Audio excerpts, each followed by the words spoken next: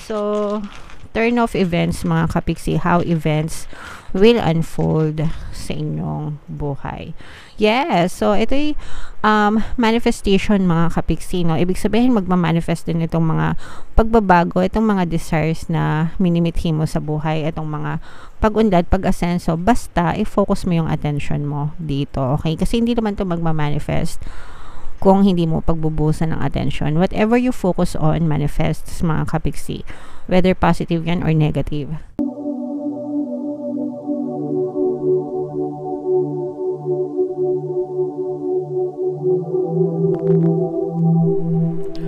Hello guys, hello Taurus, welcome back to Pinoy Pixie Tarot.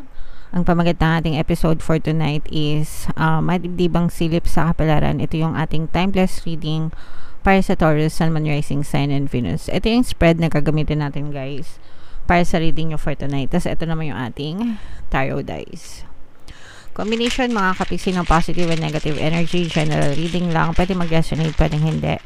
If in case hindi siya naka-resonate sa inyo right now, pwede nyo siyang balikan next time, next year, next month, kahit kailan mga kapiksi, and by those time, maaari nang mag-resonate sa inyo yung message. So, tingnan natin kung ano paparating sa inyo, Taurus, no? Tingnan natin kung ano yung strongest energy nyo. Dito sa reading na to, new beginning mga kapiksi pagdating sa inyong kabuhayan, kaperahan, trabaho, negosyo, salapi, kung ano man yung source of income nyo, pero yan yung strongest energy nyo. Parang there's something new, new opportunities, ganyan, na pwede nyong i-explore na maaaring magdala sa inyo ng magandang pagbabago sa inyong kabuhayan. So, titingnan natin how this story will unfold habang binabasa natin yung rest ng spread nyo. Comment down below guys if naka-resonate kayo. Tingnan natin yung energy sa inyong environment, sa inyong paligid mga kapiksi. There's a lot of competition, no? Sa inyong environment, kung kayo ay nagtatrabaho, there may be a lot of competition sa inyong workplace, mga magagaling na katrabaho, especially let's say for example, you are aiming for promotion, ganyan, or yung mga performance, ganyan. Yeah, so maaring you may be competing with others. Ganun din pagdating sa negosyo mga kapiksi kasi kahit saan naman may competition. So, kumbaga parang naapektuhan kayo, no? Yun yung nakikita nyo sa inyong surroundings right now. Tingnan natin yung past energy nyo mga kapiksi. Yung past energy nyo guys, ayan, kasi sa past energy nakikita natin kung paano siya nakaka-impact sa inyong present. Sa past energy nyo guys, parang meron kayong mga na-miss na opportunity pagdating sa career. Pwedeng sa career, pwedeng sa negosyo na parang maaaring pinalampas nyo sila dati, hindi nyo masyadong binigyan ng atensyon or panahon, or yung iba sa nyo maaaring parang nararamdaman nyo na paglilipasan kayo ng oras o panahon. Okay? So, that's why parang sa inyo, right now, parang ngayon kayo babawi, ngayon nyo pinagbubuhusan. Pwedeng yung iba kasi, meron kasi ibang tao na late bloomers, no? Kumbaga parang ng mga early age nila, hindi sila masyadong career-oriented, pero habang tumatanda, tsaka sila nagfo-focus sa career nila. So, iba-iba, depende sa preference. Pero yung iba sa inyo parang ganoon, parang may pagka-late bloomer kayo na parang ngayon nyo lang binibigyan ng attention yung inyong pagkakakitaan. So, tingnan naman natin guys yung supporting energy, no? Kung ano yung mga energies na sumusupport sa inyo. Yeah, so a lot of people want to work with you mga kapiksi. Kumbaga parang masarap kayong katrabaho, maganda yung workplace nyo. Yung iba sa inyo guys, parang sobrang busy kayo, no? Parang kaliwat kanan, parang wala kayong inutupag kundi trabaho, o kaya negosyo. So parang yung 90% ng brain cells mo parang puro sa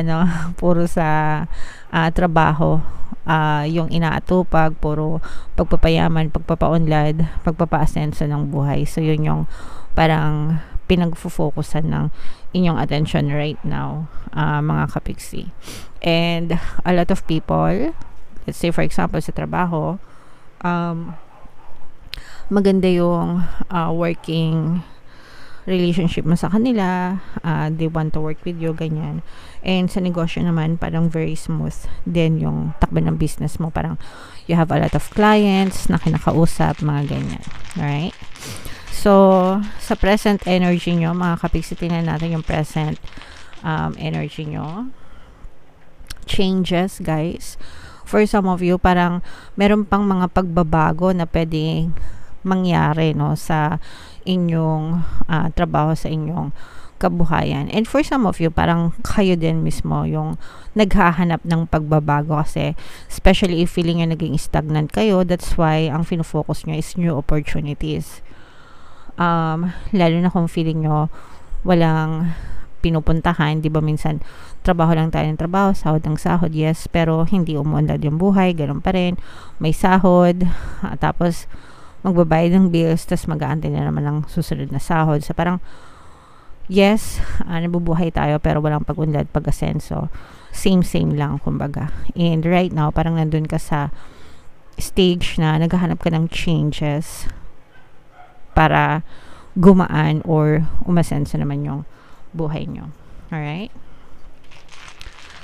Tingnan naman natin yung energy supporting your desires, supporting your goals, mga kapiksi. Yes, kaperahan pa rin, guys. So, yun talaga yung focus ng energy nyo. Parang right now, sabi ko nga, guys, parang nagiging late bloomer kayo. And parang ngayon nyo lang pinagbubuhusan ng atensyon yung inyong kabuhayan. And okay lang yan, mga kapiksi. Kanya-kanya tayong timeline sa buhay. Tingnan natin kung ano naman tong mga changes na to, mga energy ng changes sa inyong buhay. Bagong opportunities pa rin, guys. So, for some of you guys, talagang you are focusing too much sa mga changes, sa mga pagbabago, sa mga new opportunities na pwede nyong i-explore, pwede nyong i-entertain, pwede nyong i-experiment, no? Actually, parang kayo mismo yung naghahanap ng mga bagong opportunities. So, pwede rin na baka nabobore na rin kayo sa ginagawa nyo right now, kaya naghahanap kayo ng changes or pagbabago, ganyan. So, yeah. Tingnan natin yung current feelings nyo, mga kapiksi. For some of you, no, parang I'm sensing tiredness ito, parang napapagod kayo. For some of you, maaring you may be undergoing some kind of emotional pain. Pwedeng naghihinagpis kayo, especially if, let's say, for example, trabaho kayo ng trabaho, pero wala kayong nakitang pag-unlad, pag-asenso, pag-angat. Parang you're asking why, what's wrong, no? Anong mali, bakit gano'n? Ang sipag ko naman, mabait naman ako, pero parang hindi pa rin ako umaasenso. So may mga ganong klaseng emosyon or pattern of thoughts kayo. Pero guys, no, you have to understand, hindi magbabago yung takbo ng buhay nyo hanggat hindi nagbabago yung mindset nyo. Kahit na nagdadasal kayo, in kahit na masipag kayong magtrabaho, pero kung ang mindset nyo ay nasa negative or mas nakafocus dun sa lack, hindi magbabago yung takbo ng buhay nyo. If you want to change your life, you have to change the pattern of your thoughts. Paulit-ulit ko yan tinuturo sa inyo. It has to come from inside out to be pushed out, no? Kailangan sa isip nyo muna manggaling bago siya ma-push out sa inyong reality. So, always affirm. Pagdating sa pera naman, guys, pagdating sa kabuhayan, dalawang affirmation lang yung always kong sinishare, which is sobrang the best. Money come to me, palagi ako may pera, and palagi ako nagkakapera. So yung dalawang affirmations lang na yun, sabihin nyo lang siya multiple times on a daily basis, kahit hindi totoo, eventually mararamdaman nyo na magiging magaan yung relasyon nyo sa pera, and magiging magaan din yung daloy ng pera sa inyo. Okay? So try nyo lang, walang mawawala, mag-affirm lang naman kayo. Libre naman yun, wala namang bayad, diba? So turn off events, mga kapiksi, how events will unfold sa inyong buhay.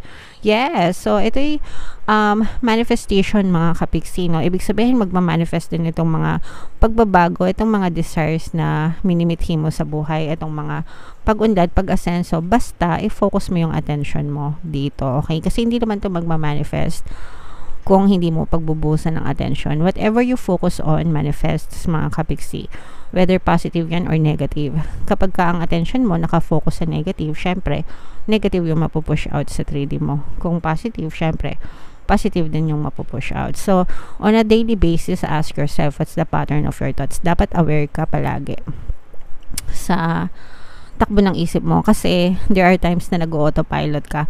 Ibig sabihin nun, automatic yung isip mo, kung ano yung dominant thoughts mo, doon ka nag-autopilot. So yun yung palaging napupush out sa 3D mo. Kaya dapat may disiplina ka sa sarili mo na mag-isip ng positive, especially kung bago-bago ka pa lang. Alright? Happenings, tingnan natin yung mga magiging impluensya sa'yo, no, ng mga taong or yung mga nasa paligid mo. Yes, so again guys, no, yung iba sa inyo parang hanap kayo, nakakausap, no? May mga nakakausap kayo na tao, ganyan, na pwedeng same ng desire mo, or nasa same path mo, or nasa same field ng gusto mong i-explore, and maaari sila mag-share ng information sa'yo, or maaari kang matuto sa kanila. Okay? So, maganda yan kasi magkakaroon ka ng gabay ba, or reference, no? So, yeah. Comment down below guys, if nakaka-resonate kayo dyan. Tingnan natin yung energy sa inyong guidance, sa inyong gabay, kung positive or negative mga kapiksi. New beginnings. This is a very positive energy. So, simula pa lang ng spread nyo guys, new beginnings na, no? Pagbabago, new beginnings pa rin. And sa gabay nyo, new beginnings. So, talagang parang no? Restart, reset. Para ka nag-reset ng computer mo, nag-reset ka ng cellphone mo, nag-reset ka ng buhay mo. And every day is a brand new day, mga kapiksi, na di ba nagre-reboot tayo araw-araw pagkagising natin? Syempre natutulog tayo sa gabi. So everyday pagkagising mo, fresh na fresh, reboot yun dapat hindi mo yun sinasayang, no? Yung bawat araw na gumigising ka and bawat araw na nabubuhay ka, make sure you spend those time thinking about your desires, your manifestation, focusing your energy dun sa mga gusto mo, para yun yung mag-manifest, makita mo sa 3D mo. Alright? Okay. So, future, mga kapiksi, tingnan natin yung future energy nyo. Guys, saan kayo dadalhin ng future nyo? Yeah. So, malalampasan nyo itong mga problema na to, especially guys, if may mga challenges kayo sa kaperahan right now, comment down below guys, no? If nakaka-resonate kayo, kung talaga meron kayong mga financial troubles, financial constraints, mga paghihirap sa buhay, it's going to end sa iyong future mga kapiksi. Ayan, tingnan mo, para siyang nahawi siya, diba? Ayan, tapos parang binibigyan ka ng daan sa gitna, na parang yun yung sinasabi, yun yung path papunta sa kaginhawahan, sa mga blessings. So, nahawi yung mga problema, parang napanood yung 10 Commandments ni Moses, diba? Dun sa movie na yon, nandun din siya sa Bible, diba? Yung nahati yung daan, yung dagat nahati sa gitna para bigyan ng daan yung mga tao, diba? So, ganyan yung nangyayari sa inyong mga kapiksi, nahawi yung mga buhay nyo, or nahawi yung mga problema, isang tabi, diba? Tapos parang daanan mo yung magandang path papunta sa magandang direction ng buhay mo. Alright? And yung conclusion natin for you, Taurus, tingnan natin yung overall conclusion nitong reading na to. Yes, ito yung tagumpay mga kapiksi, success, victory, okay? In overall sa kabuuan ng iyong journey na ito mga kapiksi, yung mga pagbabago mo kapag na-implement mo na yan sa buhay mo and talagang na-manifest yung mga desires mo mga kapiksi, talagang magiging successful, magiging victorious, magiging matagumpay yung buhay mo. Okay? So, ayan na mismo sinasabi sa'yo. Right on your face, mga kapiksi. Okay? So, yay! Congratulations sa'yo, Taurus. I-comment nyo na yan sa baba. Mind changes, mind pagbabago, mind success, mind victory, no? Kasi magtatagumpay talaga kayo. Malalagpasan nyo yung mga problema nyo, guys. Alright? So, comment down below, Taurus, if naka-resonate kayo dyan. Tingnan natin yung mga additional na mensahe sa inyo, guys, gamit itong deck na to. Habang sinashuffle ko to, guys, panoorin nyo muna yung video natin regarding sa ating paano mag-manifest ng abundance video course. Kapiksi, sawa ka na ba sa mga struggles at hirap sa buhay mo? Masipag ka ba at masikap sa buhay ngunit hindi ka pa rin umaasenso? Ilang beses ka na bang nag-attempt magnegosyo at mag-invest pero palagi ka pa rin nalulugi? Sa pagkakataon na ito ay maaaring may subconscious beliefs ka na nagiging balakid sa iyong pag-unlad at pagyaman. Introducing, paano mag-manifest ng abundance video course. Dito ay matututunan mong ma-overcome ang mga balakid mo para tuluyan ka ng umunlad, umasenso, sumagana, maging matagumpay, successful at maswerte sa iyong kabuhayan, pera, trabaho, negosyo, salapi at kaperahan ng bonggang-bongga. Dali, mag-send na ng email sa pinoypixitaro@gmail.com at simulan na ang iyong pagyaman ngayon. Alright, so mag-avail ka na ng course, Kapiksi. Sobrang ganda talaga niyan. Kung gusto mong yumaman at umundad ang buhay mo, mag-avail ka na. Meron tayong 10% discount ngayong buong buwan ng October until October 31 sa lahat na mag-avail ng course. So mag-avail ka na, Kapiksi. And meron din tayong email coaching, guys. Manifest your desires using the law of attraction. If meron kayong mga specific na gusto nyong i-manifest sa buhay nyo, pwedeng love and relationship, pwedeng money or career, mga Kapiksi, pwede kayong magpabook ng email coaching session with me. Mag-send lang kayo, guys, ng email sa pinoypixitaro@gmail.com. So, ito yung mga additional na mensahe sa inyo, guys. Una, cycles and rhythms, no? Ibig sabihin nito, guys, pakinggan nyo yung emosyon nyo, okay? Pakiramdaman nyo yung nararamdaman nyo because your emotions always follow your thoughts. And kung ano yung dominant thoughts mo and what you're vibrating emotionally, yun din yung babalik sa'yo. Yun din yung ma-experience mo sa yung 3D, sa yung physical reality. So, kung positive yung nararamdaman mo, kalmado, relax, okay lang yan. Pagpatuloy mo. Pero pag anxious ka, stressed ka, galit ka, any negative emotions, you have to ask yourself, bakit ganito yung nararamdaman ko? What am I thinking right now? Anong iniisip ko? And bakit ko to iniisip? Ask yourself, ba't ko ito iniisip? Magbe-benefit ba ako dito? Magiging maayos buhay ko pag inisip ko to? Or maghihirap lang ako? So, dapat, kapag negative, putulin nyo yung pattern of thoughts and i-divert nyo yung attention nyo into positive para hindi magtuloy-tuloy yung negative thoughts nyo. And assumptions, because kapag naging dominant yan and natanim yan sa inyong subconscious mind, magmamanifest yan sa inyong physical reality. Syempre, ayaw natin na mag-manifest yung negative. Kaya dapat aware tayo. Okay? And purification, guys, this is cleansing. Okay? Detoxify. It's time for you for cleansing detoxification of your body and mind. Kung malapit kayo sa mga tubig dagat, mga Kapiksi, mabuti yan. Maligo kayo, no? Kasi may mga cleansing properties yung bodies of water. Kung hindi naman, pwede kayo maligo ng tubig na may asin, planggana, batya, ganyan. Timba, no? Yung huling banlaw nyo. Pag naliliga ka, nabubulol ako, guys, pasensya na. Kapag yung huling banlaw nyo, lagyan nyo ng isang kutsarang tubig, ganyan, tapos haluin nyo, dasalan nyo kung gusto nyo, and then yun na yung magsisilbing cleansing nyo, mga Kapiksi. Alright? And marami pang ibang pamamaraan ng cleansing, like yung pagpapausok, ganyan. Kayo na lang yung bahala mag-research kung ano yung mas trip nyo, yun yung gawin nyo. Okay? So, comment down below. Taurus, if naka-resonate kayo, sobrang ganda. Ito pala yung ating 2024 kapalaran, guys. Kung hindi nyo pa napapanood, panoorin nyo na. Super nice, super ganda. And ito naman yung ating success stories ng paano mag-manifest ng abundance video course. Thank you for liking, sharing, and subscribing, mga Kapiksi, and see you again next time. I love you all, guys. Have a nice day. Bye-bye.